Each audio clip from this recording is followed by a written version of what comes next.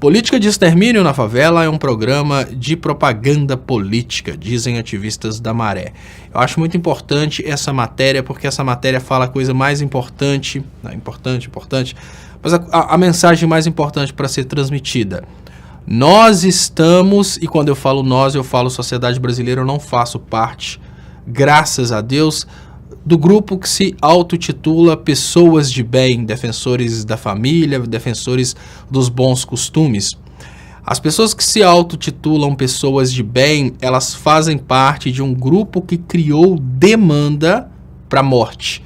Quando eu falo que um determinado grupo criou demanda para a morte, o que eu estou querendo dizer é que por causa das pessoas de bem, por causa desse grupo que hoje aplaude o extermínio de pessoas na favela, o Witzel está matando pessoas nas favelas. O Witzel mata porque o Witzel quer ser presidente.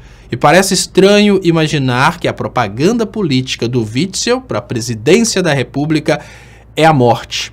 E quando eu pergunto para vocês, olha, se a propaganda política do Witzel para a presidência da República é a morte, o crime interessa ao Witzel, porque enquanto o crime existir, o Witzel pode matar. Exatamente. Essa é a parte mais triste. O mesmo grupo que se promete como aquele grupo que vai acabar com o crime é o grupo que incentiva o crime. Então, quando a gente pensa hoje em todas as células cancerígenas da política brasileira, a gente tem ao mesmo tempo um grupo político que gera um desemprego, um grupo político que gera condições para que o crime aconteça, apesar de que o desemprego acaba diminuindo as estatísticas do crime, porque é menos dinheiro para ser roubado, lógico, menos pessoas expostas, mas é um grupo que cria uma situação de miséria para que essa miséria acabe gerando um certo aumento na criminalidade, só que não tem dado certo, porque esse grupo quer se beneficiar do crime, exatamente. Esse grupo quer criminosos, porque com criminosos à solta, eles podem matar para se promover. Mas como que eles fazem para terem criminosos extremamente perigosos para serem exterminados e gerarem essa propaganda política? E a resposta é muito simples, eles amplificam o crime.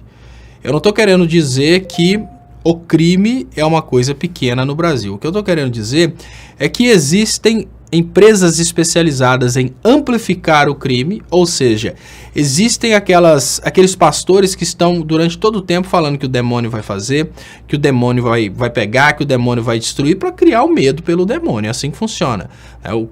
Vamos comparar a política do Witzel à propaganda de determinadas igrejas, porque é exatamente o mesmo grupo. É muito importante que as pessoas entendam que a mesma estratégia que é usada em determinadas igrejas evangélicas é utilizada por esse grupo político que se propõe como sendo, digamos que, defensor da família e dos bons costumes. Qual que é a estratégia desse grupo? Olha, primeiro você cria um inimigo muito perigoso que vai acabar com a sua paz, que vai destruir a sua família, que vai acabar com o seu país. Esse inimigo muito perigoso nas igrejas é o diabo, é o demônio, é Satanás, seja lá o que for. Mas olha que interessante, na igreja, quando as pessoas começam a frequentar determinadas igrejas, a primeira coisa que essa pessoa tem normalmente é uma exposição de um medo de um inimigo extremo que faz tudo dar errado. Esse inimigo extremo que faz tudo dar errado é o diabo. Então, se você tem um problema na família, é o diabo. É doença? É o diabo. Falta de dinheiro? É o diabo. Então, eles criam um super medo desse diabo. E eles, ao mesmo tempo que criam um super medo desse diabo, eles se colocam como sendo os responsáveis por tirar de você o diabo. Então, eles criam o diabo e se propõem como a solução para esse diabo. Então, eles criam a doença e te vendem a cura para a doença. Da mesma forma, a gente está vivendo o mesmo grupo que faz isso nas igrejas, fazendo isso na política. Eles precisam criar um diabo e amedrontar a população em relação a esse diabo. Eu encontrei na sexta-feira uma pessoa que é conhecida de infância, e eu conto para vocês brevemente a história de vida dessa pessoa. Quando eu conheci essa pessoa, ela continua sendo pobre, mas quando eu conheci essa pessoa vivia em condição miserável. Essa pessoa vivia em a gente fala, né, kitnet de aluguel com a mãe, 2 irmãs. Então, assim, era uma família vivendo numa kitnet de aluguel, e essa kitnet, banheiro e 2 quartos, nos fundos de uma casa. Essa pessoa continua com uma situação de vida muito semelhante, e hoje essa pessoa é empregada na cidade de Ponte Nova e ganha um salário mínimo. E essa pessoa falou comigo que votou no Bolsonaro, e não é uma pessoa má, é uma pessoa de bom coração, mas votou no Bolsonaro por medo do comunismo. Então eu perguntei para essa pessoa, mas espera aí, eu até entendo, né, porque os mais ricos ficaram com medo de perder o patrimônio, numa divisão de patrimônio com os mais pobres, mas o que você ficou com medo de perder?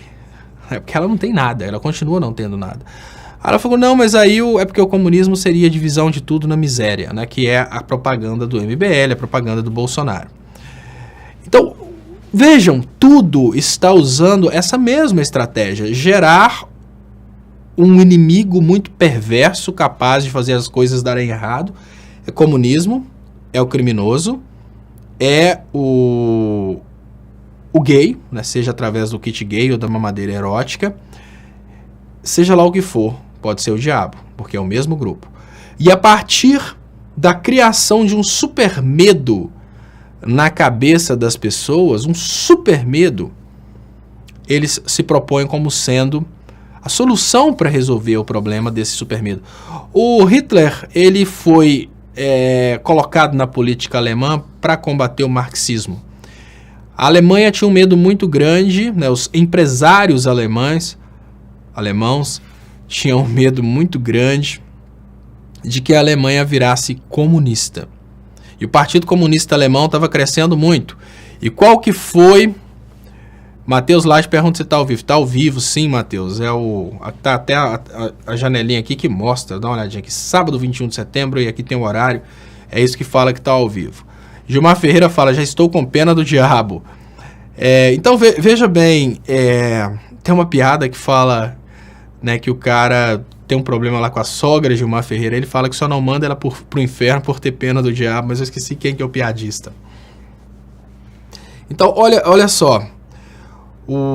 Então, raciocinando em cima disso, eles usam a estratégia da criação de um inimigo muito poderoso que só eles são capazes de combater, e colocam em você a responsabilidade de dar a eles a oportunidade de combater esse inimigo. E a Ana Ottoni. Ana, eu te falo, Ana, essa questão do... E eu fiquei impressionado porque eu achei, assim... A gente não consegue, é muito difícil a gente, essa capacidade de viver o sentimento dos outros, principalmente quando alguma coisa é calcada em alto nível de estupidez, como, por exemplo, eu votei no Bolsonaro por medo do comunismo. A primeira coisa que vem à cabeça da gente é o que você escreveu, Ana, inacreditável. Exatamente. A primeira coisa que vem na cabeça da gente é isso, inacreditável. Mas eu só acreditei porque essa pessoa é uma pessoa muito séria. Eu conheço há muito tempo. Eu sei que é uma pessoa que tem digamos que é muito humilde de inteligência, mas é uma pessoa muito séria. É uma pessoa que jamais teria falado isso comigo se ela não tivesse sentido isso. E ela falou comigo assim, eu não sou tiete do Bolsonaro, eu não gosto do Bolsonaro, mas eu votei no Bolsonaro porque eu tinha medo do PT implantar o comunismo. Mas eu perguntei, mas espera aí, essa propaganda é a mesma propaganda do Collor. O Collor ganhou do Lula com essa propaganda. Eles falam isso há muito tempo. E você não percebeu que o PT governou durante todo esse tempo e nunca implantou o comunismo? Né? E essa pessoa virou para mim e falou, mas eu votei no Bolsonaro com muito medo do comunismo. E aí eu vi que realmente as pessoas acreditam nessa coisa de comunismo. Acreditam. Por isso que eu falo, o maior problema do Brasil hoje é a ignorância, né? A ignorância, exatamente isso, a falta de conhecimento. E vejam, isso não é um problema de hoje, isso é um problema da humanidade. O Sócrates, ele fez todo o trabalho dele, isso segundo os escritos de Platão, todo o trabalho do Sócrates foi construído no sentido de atacar a ignorância. Tanto é que ele falava que a maior sabedoria era conhecer a própria ignorância, né?